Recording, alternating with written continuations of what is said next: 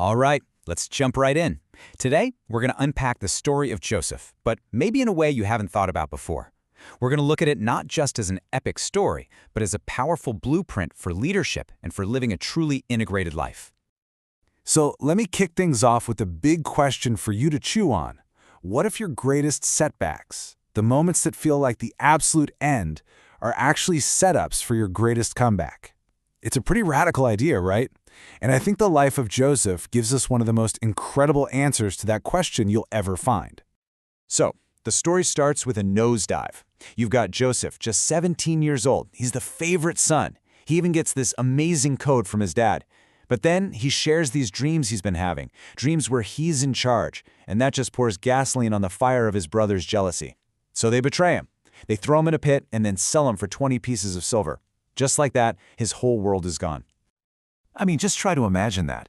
Your entire life completely derailed by the very people who should have had your back. It looks totally hopeless, a dead end. You've got to be asking yourself, how could any good possibly come from this? And that question is exactly what sets the stage for this incredible transformation. So how in the world do we make sense of something like that? Well, it starts with this first key idea, critical moments. And look, these aren't just random, awful things that happen. Think of them more like an outward training ground. Really difficult situations that God uses to forge essential skills and leadership capabilities in us. Joseph's life was about to be full of them. So what was all this training even for? It was to build what we can call the 5 torsion forces. And I love this analogy. Think of them like leadership muscles that are literally forged in the middle of adversity. We're talking about ethic, your integrity under pressure; Envision, the ability to see the bigger picture; execution, the drive to get stuff done; Edge, the courage to make hard calls; and Energize, the ability to inspire others. These 5 qualities were about to be built in Joseph, piece by piece. Okay, so let's check out his first training ground, the house of Potiphar, a big-shot Egyptian official. Joseph shows up as a slave. I mean, he is at the absolute bottom of the totem pole, but this is where that muscle building begins. And right away, we see these forces being put to the test. He shows amazing execution. He's so good at his job that Potiphar puts him in charge of his entire household. Then, his ethic gets tested in a huge way when Potiphar's wife comes onto him. He refuses, showing this rock-solid integrity.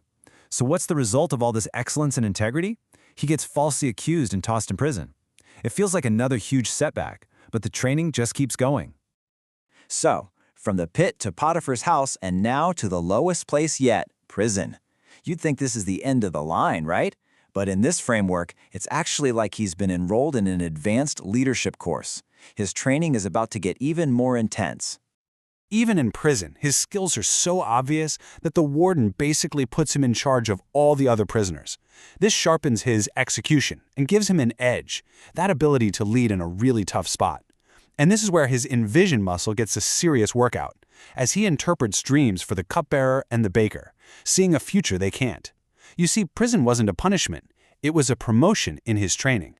And then, after all those years, just when it seems like he's been completely forgotten, the ultimate test arrives.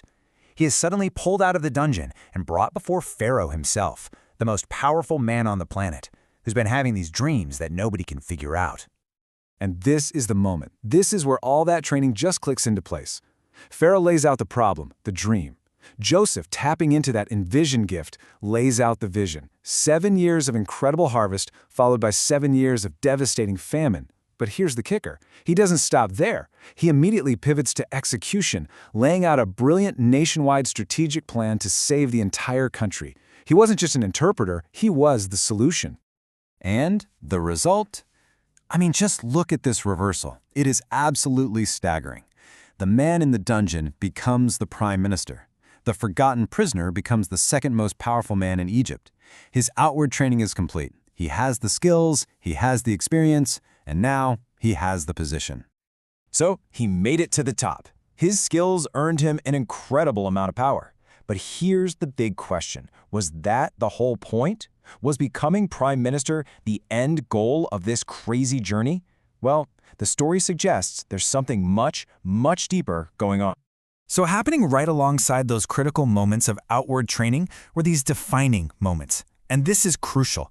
This wasn't about building skills on the outside. This was about a change of heart on the inside. These are the moments that completely flip our perspective and show us the why behind the what, our unique higher mission. And then the ultimate defining moment arrives. Years have gone by, the famine hits, just like he said it would, and who walks into Egypt, desperate for food, bowing down before him? The very same brothers who threw him in a pit all those years ago. After he puts them through a few tests, he finally reveals who he is. And what he says next, it just shows the complete transformation of his hearts. There's no revenge, there's no bitterness. Instead, he speaks these unbelievable words. You intended to harm me, but God intended it for good to accomplish what is now being done, the saving of many lives. This was it. This was the why behind the what. He finally got it. The slavery, the false accusation, the years in prison, it was all woven into a much bigger story. He saw past his own pain and understood the divine purpose behind it all. His powerful position wasn't just for him, it was for them. And this is what we mean by the integrated transformation. It's like these two gears finally meshing perfectly. His earthly vocation, being Prime Minister of Egypt, was the very platform for his kingdom mission, which was to save his family and preserve the future of Israel. His position of power became a platform for his God-given purpose. They weren't separate, they were one. You know, there's a term for this, bivocational ministry. And it's this powerful idea that our day jobs and our spiritual purpose aren't two separate things at all. They're meant to be deeply integrated. It's a picture of God's will being done right here on earth through our everyday lives and careers, just as it is in heaven. And Joseph isn't some one-off example. We see this pattern of purpose all through the scriptures. Think about Daniel, a top-tier government official, a prime minister who was also a prophet of God. Or Esther, who became a queen and used that royal position to literally save her people from genocide. Their power had a divine purpose. So all this brings us right back to where we started, but with you in the picture. The story of Joseph really challenges us to look at our own lives through this new lens. Your skills, your job, the challenges and setbacks you're facing, all those critical moments. Could it be that they are the outward training for something more? What greater integrated mission is your life preparing you for?